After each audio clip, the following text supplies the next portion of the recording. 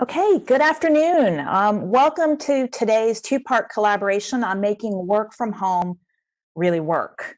I'm Parker Pearson, and I will be speaking on tips and best practices for those of you working from home, maybe managing a geodiverse team, possibly for the first time. And in looking at the registration, I see a wide range of roles. So pick and choose from my content that serves you best. And then I'll hand things over to Jim Cowan of CowanPerry to speak about the legal considerations of expanded telecommuting and associated best practices. Jim's expertise in employment law is likely well known to many of you on the call. What I bring to the conversation is over a decade's experience working, managing, and collaborating from a home office, and did so through the financial crisis of 2008.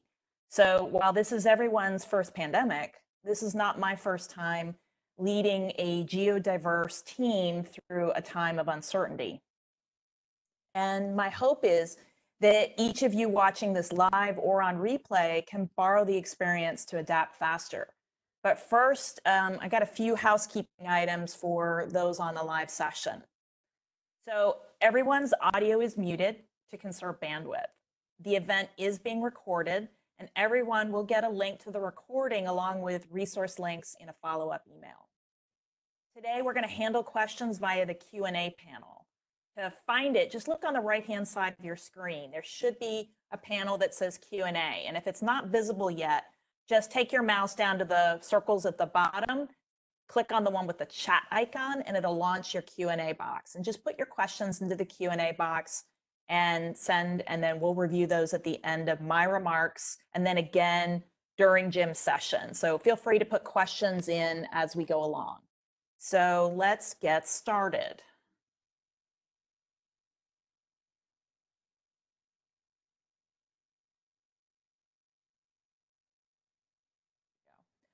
So for those of you that are not familiar with Advanced Logic, we're actually a family of 3 companies headquartered at the Virginia Tech Corporate Research Center in Blacksburg.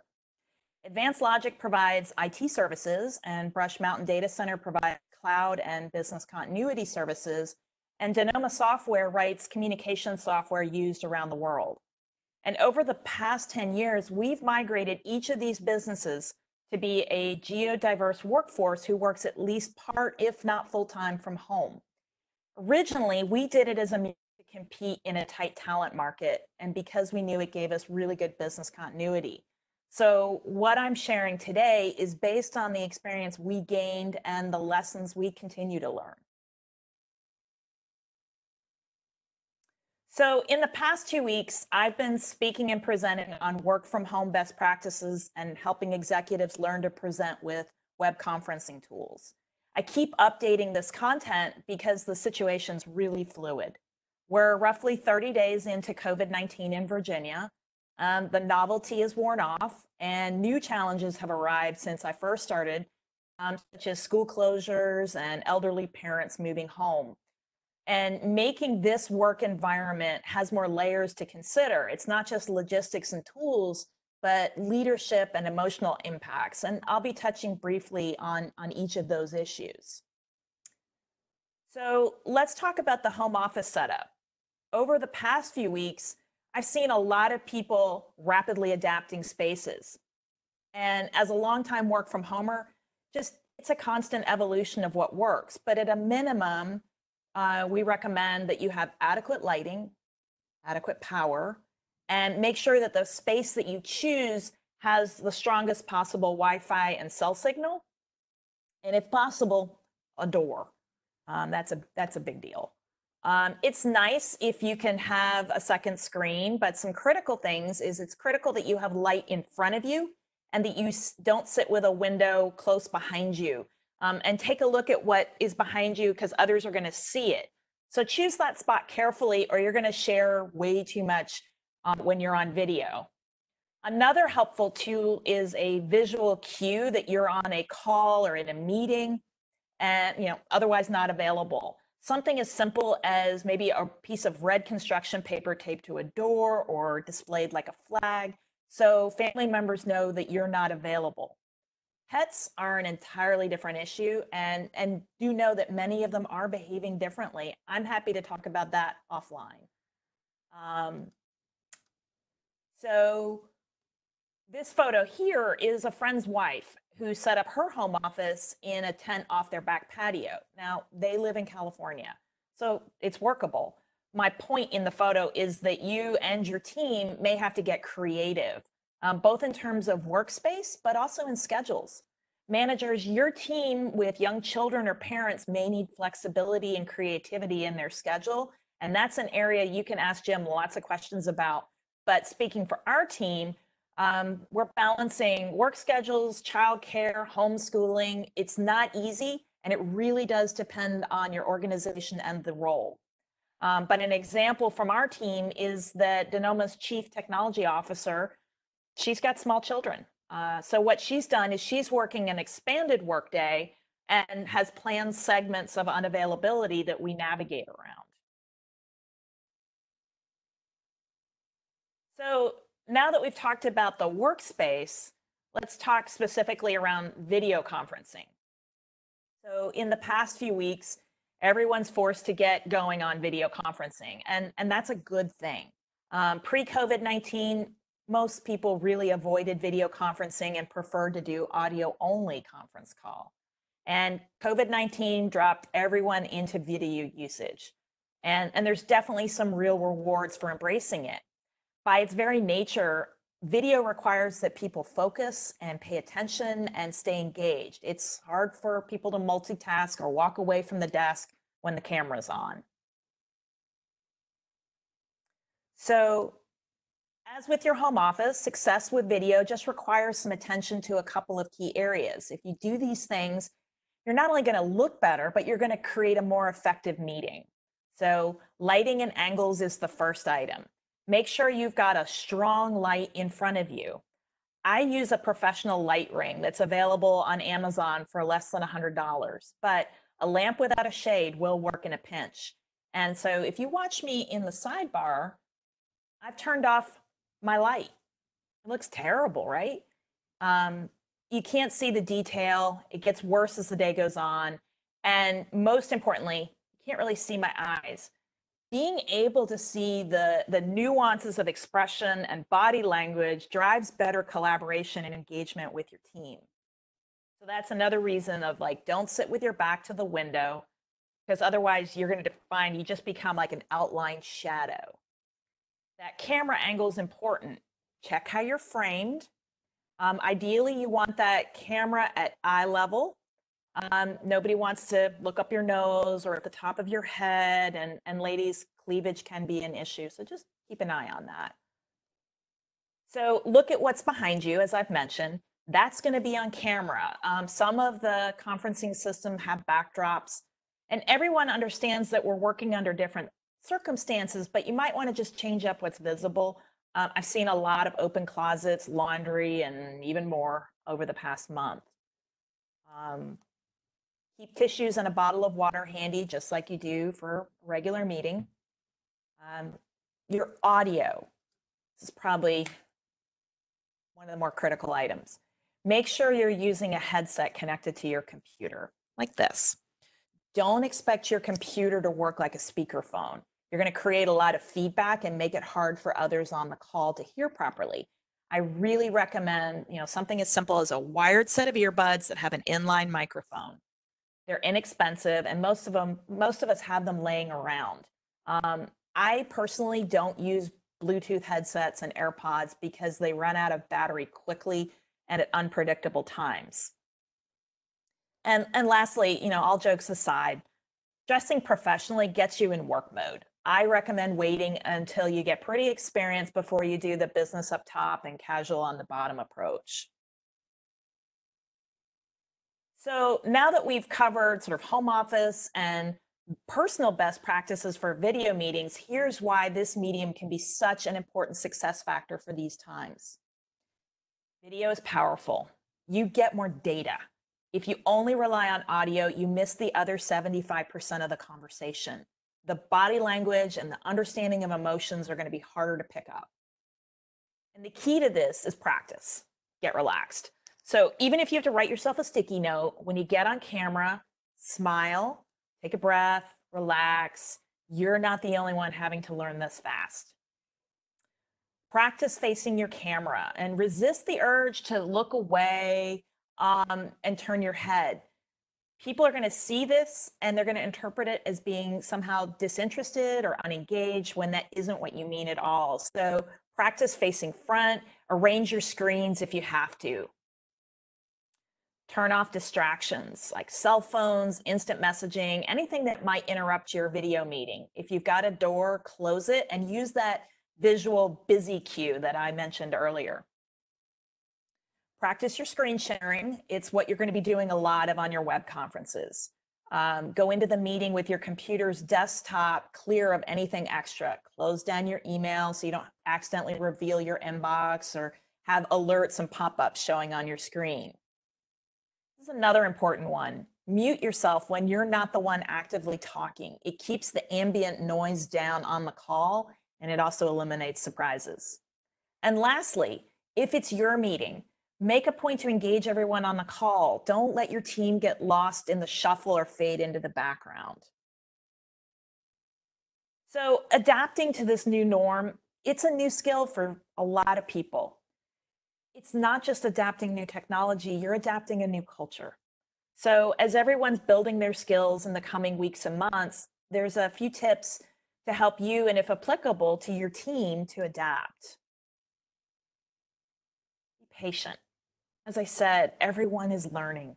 Some are going to take to this like a duck to water, but others are going to struggle. And if someone's having some trouble, especially with the tech, just give them a moment to fix things themselves. You can offer help if they ask, but most people just need a moment. Whenever possible, keep your meetings small, at least at first while everyone's getting the hang of things. And just, if you see something embarrassing, just try and be understanding and talk to that person about it offline later if it's possible. Make time to connect. And I don't just mean this for the managers on the call.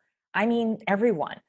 Take a few minutes during the day to reach out and connect with your colleagues. It can make a big difference in stress levels and engagement and then collaboration success. Many of you are used to getting this sense of community by being in the same place. And just now you'll need to do that a little bit differently. If you stay engaged and connected with your colleagues, feeling isolated will be less of an issue, but there's still some sadness that we see and it comes and it goes. Lastly, you may want to use some collaboration tools for when you're not in web conferences. We use a couple of different things. We have some software that does one-to-one instant messaging, and it integrates with our phone and our calendar, and even when we're in a conference so that people can see our status in real time. So we sort of see each other virtually. And then we also use team collaboration software to communicate across larger groups. So speaking of software, I put together a quick list of some of the tools and applications that can be really helpful as organizations embrace remote working. Some of these are easy to get on an individual basis, and some are for your company to decide, but these are the things that I couldn't live with over and above video conferencing. The first is mobile email. Most people have already connected their corporate email to their smartphone, but if you have the option to do this and you haven't done it, I highly recommend it. The second is unified messaging, which builds off the first one. This is where you get your office voicemail automatically sent to your email. You don't have to publish your cell phone, and forwarding to cell phones actually drives communication expenses.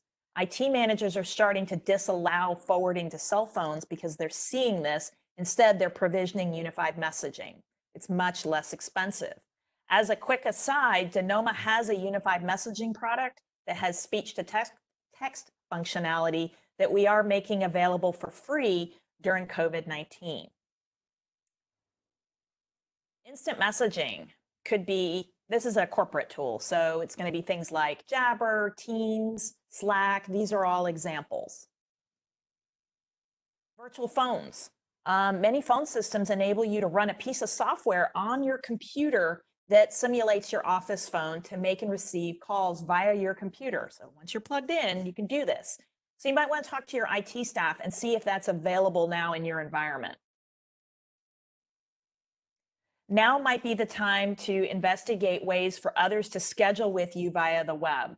We use an inexpensive solution called Acuity, and it lets people see our availability and they can self-schedule a meeting 24/7 from a web browser. We found it really eliminated long email threads coordinating meeting times, and it even calculates across time zones.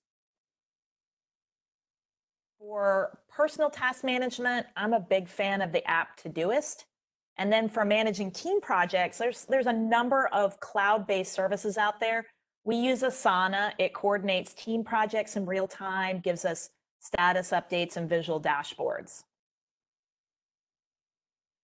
So I want to wrap up with a few considerations for those of you who are leading remote teams for the first time. Here are some of the things that we've learned both from the 2008 recession and frankly, what we're seeing now. Understand that almost everyone is navigating a complicated home environment. We're finding that, humor, understanding, and creativity, those are our go-to strategies.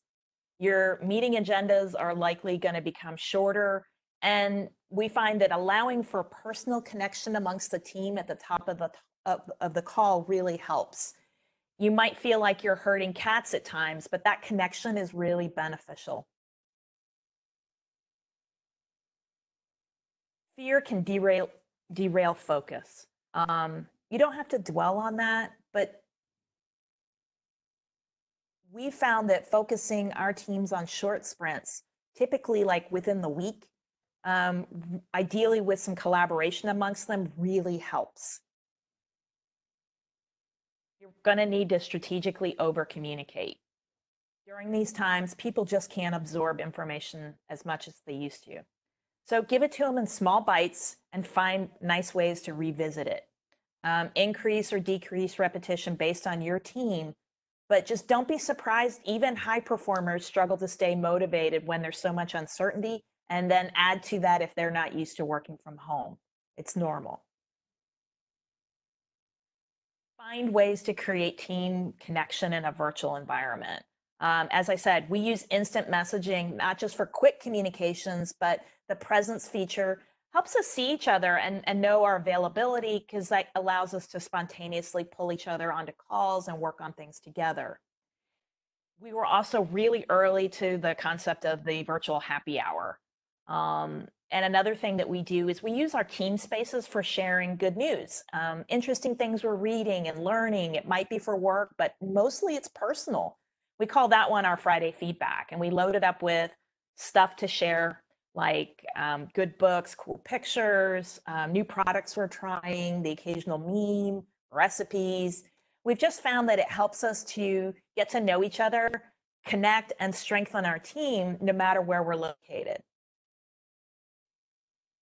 So now I want to get into your questions. And if you haven't already, just go ahead and put them in the Q&A panel. And I'm actually going to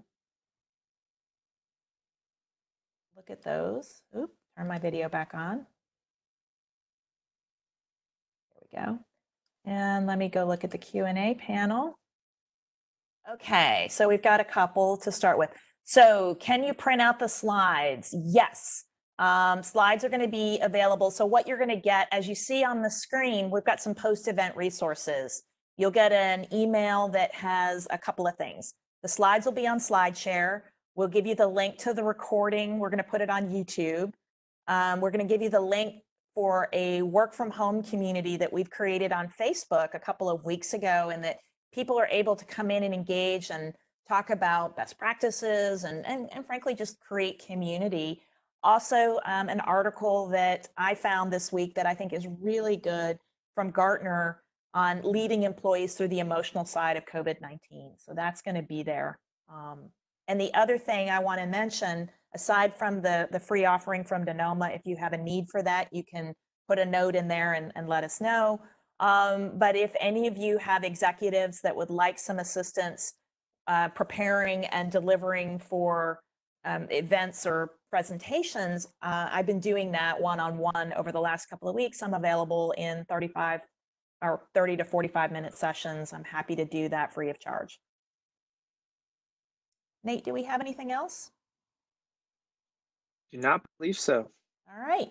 Well, certainly my information is there on the screen. And at this point, I am going to turn things over. I'm going to mute myself and turn things over to Jim.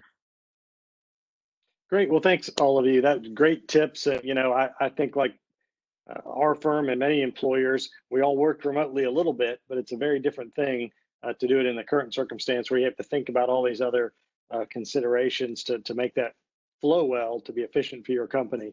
One of those that I want to talk about a little bit today is kind of the legal side of what you need to address when you're having your employees telecommute, because it does raise some new issues for employers.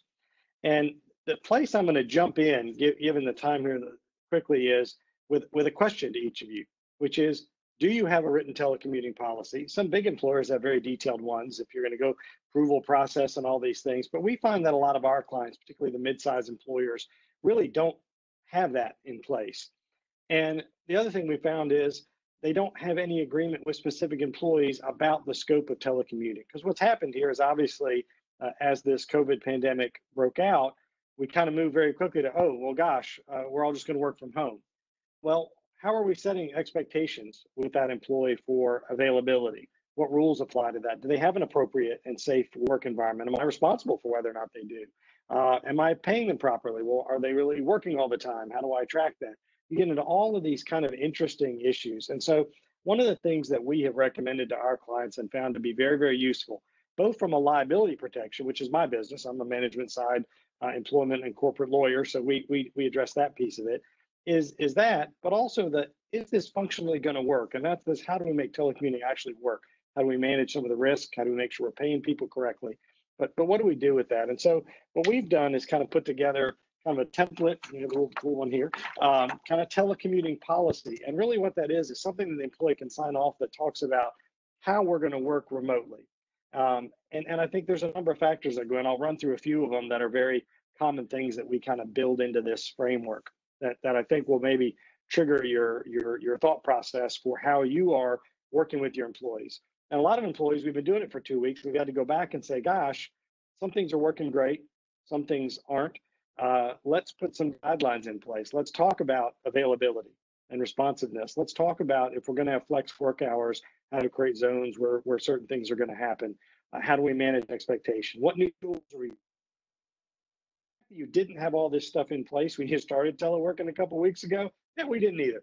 So you work as you go along and you get better and you try and improve this, because I think all of us think two things. One, we have some folks that this is going to be a temporary teleworking arrangement, and we're trying to manage productivity and the company's business needs with the challenges that our employees are facing trying to work from home, particularly if they have children at home or other things in their work environment that make that a challenge at home. And then also, we all know, I think, or a lot of people, conversations we're having with folks is, well, what's the transition back? Maybe the office reopens in a few weeks, but maybe not everybody comes back every day.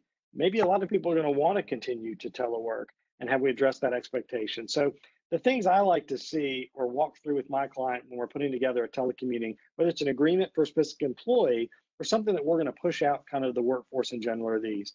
What's the approval process, right? How do we decide who's working from home and whether they can do that productively? And for some people, that's been just kind of a default that people are doing it, but obviously not every job lends itself well to that. And the reality is we may not have full-time work for every employee in a teleworking aspect, but we may need some help from them, and we'll talk a little bit about that. So I like to have in there, what's the approval process? How do we define what that person's going to do? And most importantly, if nothing else, at least to say, this is temporary while we're dealing with COVID.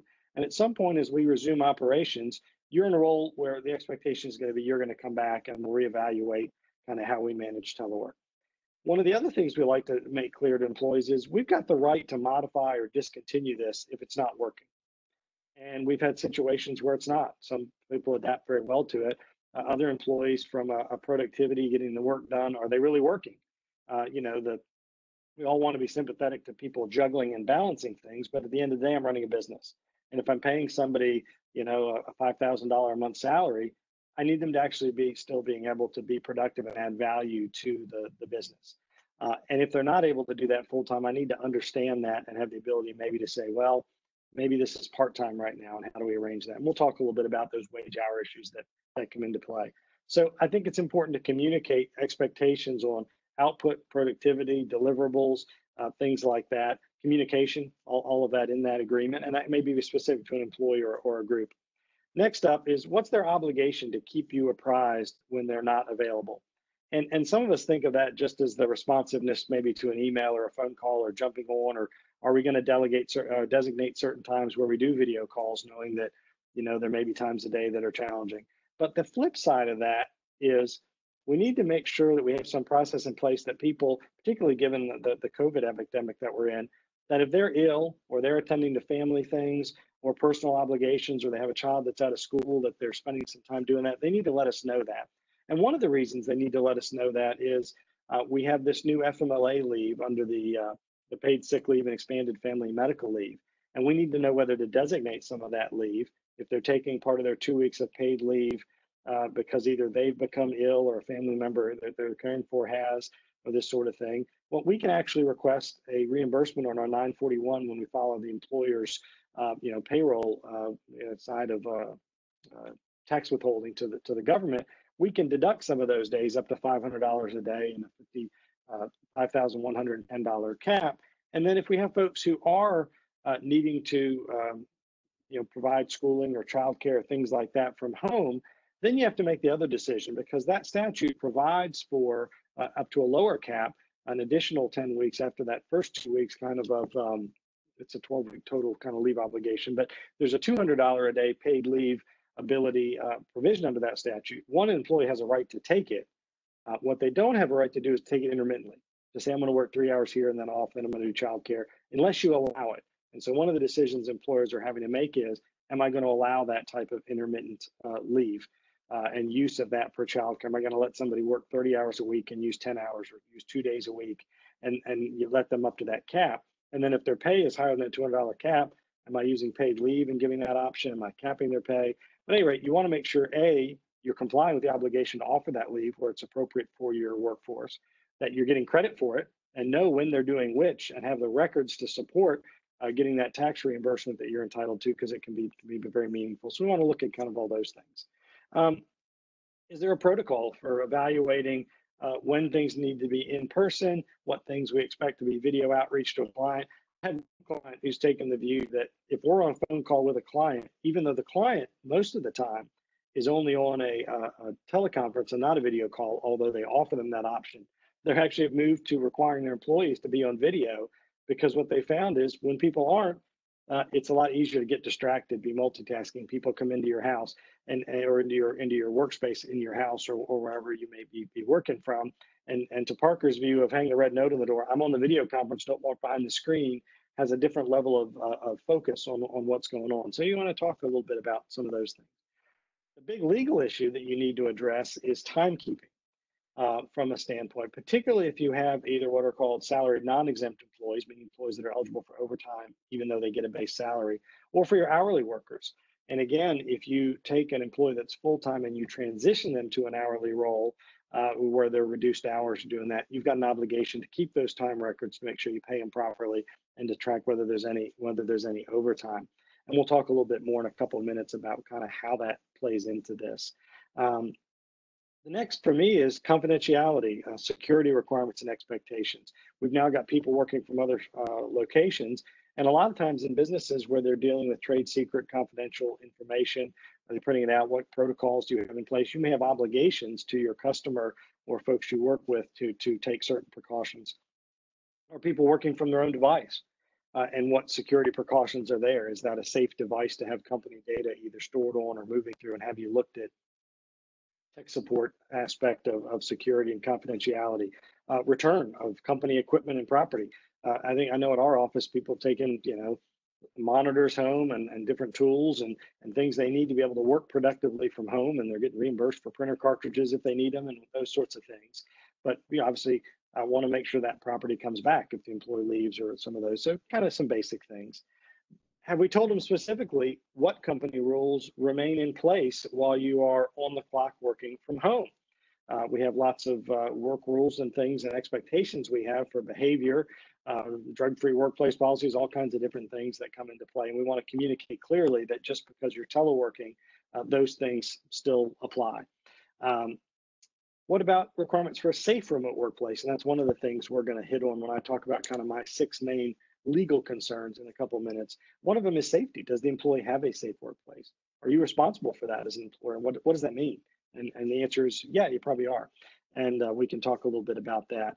But have we expressed that, communicated that to the employee that they need to attend to that so that we don't have a workers' comp or some other issue pop up under the day? And then, what are the differences between things that are going to apply during this pandemic where we might be providing a lot more flexibility to our employee about callback time, all these different things where we're trying to create some flexibility that if we transition and somebody wants to stay in a longer term teleworking or for a more traditional remote worker, we might have some different expectations. And so, have we addressed those sort of things in a telecommuting policy? And what we do with our clients is just have a little framework. Here's eligibility and what we're going to do, with how that's going to work. Here's our request and directive of how we're going to do this from the company to you and back. Here's company policies that are in effect. Here's how we're going to handle timekeeping. Here's what we're doing for equipment, either what we're providing or what we're allowing you to use, what software tools we're adopting, what things you can and can't store or access via a private computer, for example. Security and confidentiality, workers' compensation, acknowledgments, and some of those types of things. And do we have the employee sign off on that? And a lot of employers do. So I think if you take nothing else from this, I would give some thought as an employer, even as an employee, do I have the kind of clarity I want? Because it protects both parties. As an employee, I want to know what the expectation right now is for me, right? What is the employer expecting me to do in all these different categories? And from the employer standpoint, at some point, a manager has an obligation to show that the company is getting value, right? And that we're still able to operate efficiently and address those. So that's kind of the overarching one is policy, maybe a specific agreement in place or a form of agreement you use with all your employees to create some of that clarity. And it'll force you to go through and maybe think about some of these questions. So from a legal standpoint, where do I see exposure? Where do I see issues? And I'm going to identify 6 that we're going to talk about, over the next 10 or 15 minutes here. And then obviously, if you have questions, go ahead and start putting them in the queue. And then we'll have about 10 minutes at the end to kind of run through questions as well. So the 6 areas that I see the most exposure that you want to make thought about in working remotely with your workforce, whether that's temporarily now or like many employers saying, well, gosh, what does this look like longer term as we move forward and people want to maybe continue to engage in this remote work? And so I lay them out as FMLA, safety and health issues, employee classification issues, overtime wage hour, wage payment issues, privacy and confidential information security, both employees' rights to privacy and then also protection of company information that's private. And then the last one is discrimination, kind of ADA obligations. And we've seen some of those crop up already in what our employees are dealing with. So let's just jump right in and run through those, and we'll hit kind of what the areas are that I think as an employer you need to give a little bit of thought to. FMLA. So FMLA has kind of two buckets. You have what we call traditional FMLA, which for those of you who, many of you give you the nickel refresher is, generally speaking, if you have 50 or more employees, you're going to have coverage, and there's a calculation for how you calculate your 50. But if you have that, for things that qualify for family and medical leave, they're entitled to 12 weeks of job protection or unpaid leave that can be taken either in one period for things like pregnancy and childbirth, or when medically necessary, or care of a family member, or care of someone under COVID, if we didn't have these new statutes, that they've got job protection for family and medical leave during that time period. When you allow remote workers, one of the things come out is, well, what's their place of work? How do you determine if they work at a work site with 50 employees within a 75-mile radius if you hire a remote worker in Colorado or California, or your employee who's been telecommuting during the pandemic all of a sudden says, well, I'd like to start working from my lake house in South Carolina or whatever that may be. And so generally the rule is you're going to look back to where the HR function, where do they report to? What office, kind of home office, holds the HR function where they report? And if that office has enough employees, you're going to have to give them regular FMLA, which means you also have to have them tell you when they're not able to work so that you can keep track of that, give the proper notices that you're required to give as an employer. So you still need people to let you know, even though they're not coming into the office, either on a daily or weekly basis. Hey, I'm available and working, and I haven't had any leave this week. So how do you manage that? The other side of it is tracking and making sure we get credit. What I talked about at the beginning, this idea of this paid leave entitlement under the FFCRA, this coronavirus expansion of FMLA. The key distinction there is, don't think because you don't have 50 employees that you're exempt from doing that. That statute is a really weird one. The regular FMLA, 50 employees and over up to infinity, you're covered by the statute, at least at work locations that have 50 employees in a 75-mile radius. But under this new statute, the 2 weeks of paid leave, if you're out related to you're having a COVID illness, being corrected into quarantine by a doctor, some of these qualifying reasons, then that a part of the statute applies to any employer with under 500. And I've got lots of questions of what is the logic of excusing the larger employers and putting this burden on the smaller employers. And at first, that doesn't really make a great deal of sense. But if you step back, there is actually some logic to it. Number one, this is paid leave, right? That you can then apply at least up to the cap per employee. You can deduct that from your 941-year employer withholdings for payroll taxes. And so this is government paid leave. And the idea was, we don't want to be subsidizing big employers providing paid leave. They can pay for it themselves. And part of the analysis was that I think a little over 87% of employers above that already provide paid sick leave, paid FMLA up to some period of time, or are covered by some other statute. So the idea was to help the smaller employers, in this instance small being up to 500, have this paid leave benefit for COVID illnesses. And then they also put in this bucket with all the school closures, the additional task of, I've got a child at home and I don't have childcare now because of the COVID pandemic. They lowered the threshold for that to this $200 a day limit, but allowed a longer period that employees could use that. And so that employees up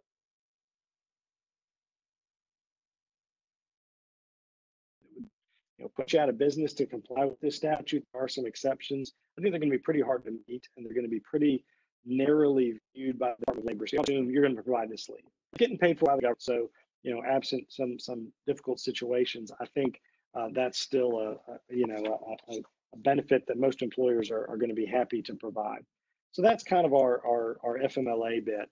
We still have some obligations to track that leave when people are using these different ones.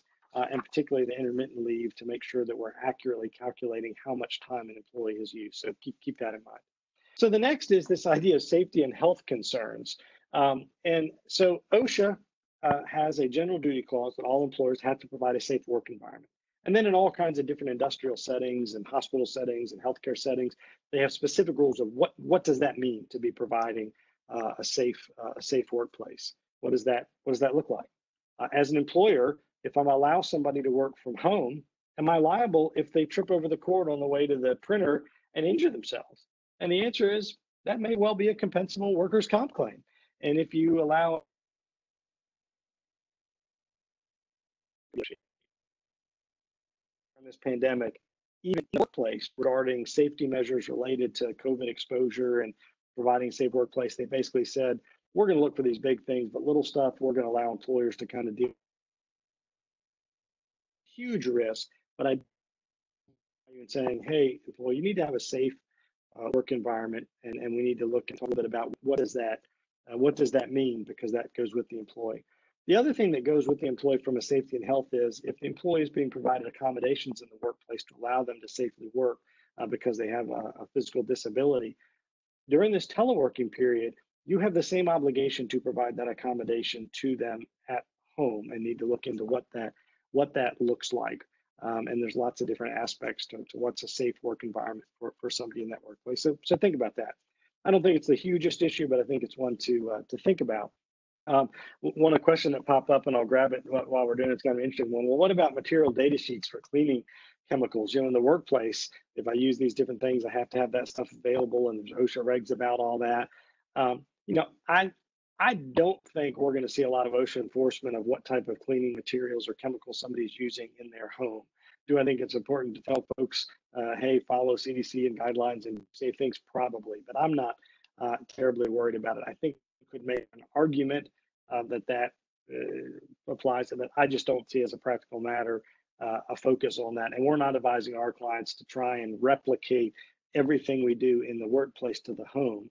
What we're doing is communicating to employees the importance of having a safe workplace and what that means and steps they take, asking them to communicate with us and saying, hey, part of this deal of you're being allowed to telecommute rather than being laid off while the office is closed is for you to have some commitment to safety in your work. So I think there's a balance there that you got to strike.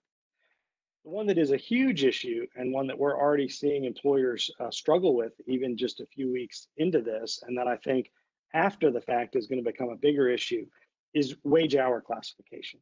So let's talk about that for a couple minutes. You know, you have lots of employees who are in the office, right? You know when they're there, generally know when they're not. And we know if they're salaried or hourly and have some mechanisms in place. But what happens when we move into the remote work environment? So the first thing becomes, are they remaining on salary? If they are, and they're in an exempt position and you're paying them their full salary, you don't really have to worry about overtime or as much of these kind of wage hour issues. You just got to worry about tracking leave and some of these medical leaves. However, if you start cutting back on the pay of that employee, you got to think about how you're doing it for your salaried exempt employee. What am I doing? I have several employers who have said, look, I've got work, but I know people aren't going to be as efficient. They're going to need more personal time with their children at home.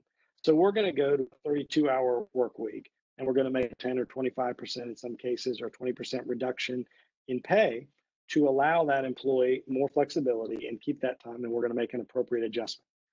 Are they still a salary exempt employee? And the answer is, as long as that pay rate's above 36,000, pretty much, yeah, they still are. You can reduce the expectation. We only expect 20 hours of productivity, and we're still going to pay you X. And as long as it's above that dollar threshold, that's okay. You've just communicated a different expectation, but you're still paying them at a salary above the minimum salary basis for exempt work, and they're still doing exempt work for you. If that number with the cut in salary drops below that, however, even if they're on a salary, and even if that salary is being prorated to a number that would be above it for full-time work, that doesn't matter. Once their salary drops below that 30, slightly under 36, but for rounding purposes, drops under that, then you have an obligation to pay them overtime when they work it. And commensurate with that, you have the obligation to keep track of their hours. And what does that mean? That means if that person later leaves and comes back and says, well, actually, I was working a lot of hours, getting calls all the time. You say, wait a minute, I thought you were only working 32 hours now, and I wasn't worried about overtime. It's your burden as the employer for an employee that's entitled to overtime because of that reduction in salary below that threshold, or conversion to hourly would be the same thing, to keep track of that. And if you don't have the records, the government's view is, well, what's the best next source? The employee. And so we're just going to ask the employee what they think they worked. And that can put you in a difficult situation. So think about that. The next question I get a lot is, can I move them to hourly right now? Because, you know, some jobs, it may vary how much work I have for them. I know they're not going to be able to work full time. Can I make somebody that's getting a salary now hourly? Absolutely, you can. You can say temporarily, while we're doing this, here's what we've got. Absent a contract, an employment contract of some type with the employee that would prohibit it, you're free to do that. And so when you do that, you have to think about a couple things. Now, this is an hourly employee. I've got the same timekeeping obligations under the Fair Labor Standards Act that I have for the hourly employee. Doesn't mean I got to take a punch clock to their house, but I've got to have some means of having them accurately report their hours to me and any deductions from their hours and all those fun things. And I got to think about that. The other thing that when I move someone to kind of an hourly type of role, or I have a salary that drops below, is what's compensable time? If I'm having somebody only work certain days, but I have an expectation for them to answer a phone call on a day they're not working, if I'm coming back to a 3-day week, or they're getting emails on that date, or any of those type of things, then I've got one of two issues. They're either entitled to their full salary for the week if they're a salaried employee, whatever that is, maybe a reduced salary, right? They're getting picked up there. But if I've moved someone to hourly, what happens with that? Is that compensable time? And the short answer is yes. The Department of Labor's view is, if either as overtime hours, you have an expectation that somebody responds to emails, work requests, client calls, interacts with you, whatever it might be, that's compensable time. And we need to make sure that we're tracking that accurately and getting that in there. So this classification and those changes and that sort of thing become a bigger issue in this remote work environment if we have some changes out there. And it can be a little bit complicated when you're trying to figure out when people are working. And you need to communicate your expectations clearly in that telecommuting policy or your specific agreement with that employee to make sure that we're kind of picking that up and being wise about how we do it. So, give you two kind of quick examples here. Office is closed, employee is still getting a lot of work done. You know, but you haven't issued any expectation for them to work. If you've kind of left it vague, well, the reality is you're probably on the hook for any work they did. The rule is suffer or permit them to work. And so you need to provide the clarity as to, are I full-time? Am I part-time? Am I just on call? And if I'm not, I need to think about unemployment. And the other piece now is this is the one time, probably kind of in recent history, that some employees really aren't terribly worse off going on unemployment for a short period. And we've told folks, when looking at your workforce, you need to think about that. So normally in Virginia, somebody's going to be capped at about $380 a week of unemployment. Doesn't go real far. Still subject to federal tax, but not state taxation. Doesn't get you real far. A couple $100 a week. However, right now, in addition to that, your employee is going to get this $600 pandemic supplement from the federal government. Well, now all of a sudden we're up at $3,800 a week of benefit. Well, that's not too bad with no state tax on it. So you think, okay, how does that meaningful impact me as an employer? We've had some employers go saying, look, I don't need as much administrative support right now while we're working remotely. I know receptionists have some jobs. I'm going to have some people that are working in particular weeks, maybe 2 weeks on, 2 weeks off, whatever that might be. They've waived the 1 week waiting requirement. So from a staffing and cost and budget perspective, you do have an ability to rotate your workforce a little bit that way, allow people to collect unemployment and not have that payroll cost for you when you don't have enough work. And right, normally we might have 4 administrative folks. Right now we can get by with 2. You can make decisions about jobs as long as you do it in a non-discriminatory way to kind of use those different levers to balance it out. One thing I tell you to keep in mind, if your company was approved for what's called a CARES Act Paycheck Protection Program loan, you have an obligation during the 8-week window after you get those funds to make sure that your payroll is up above a certain level if you want to get payroll for forgiveness. You got to think about that a little bit. The other is business continuity. We've had a number of employers say that as they go back to on-site operations, they're not just going to go back to full-time operations in manufacturing, that they're going to stagger when they have people come back in, both in the office for different things, and then in manufacturing. And the idea is both, it's probably going to be a slower ramp up, but the other side of it is, well, what happens if I have a COVID exposure in the workplace? That employee that's tested positive, and probably everybody who's had direct contact, is probably going to have to quarantine for 2 weeks. I can sanitize the area, but if I've exposed everybody in a production environment, I may be shutting back down because of that exposure. And so they're saying, well, gosh, if I have another group of workers that have been receiving unemployment, they can come back in. Or I'm rotating, I'm staggering my shifts. Maybe I'm bringing them.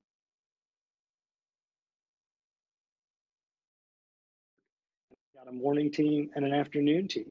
You can get in the office, do what you need to do, get sanitation, and then we have another group coming in. The idea is if we have an exposure, we're not going to lose or have everybody quarantining. We're kind of balancing those different factors. And so I think you can get into some interesting things there that are helpful to an employer. So think about that. Next up on my list is this idea of privacy issues. And privacy falls into a couple different buckets.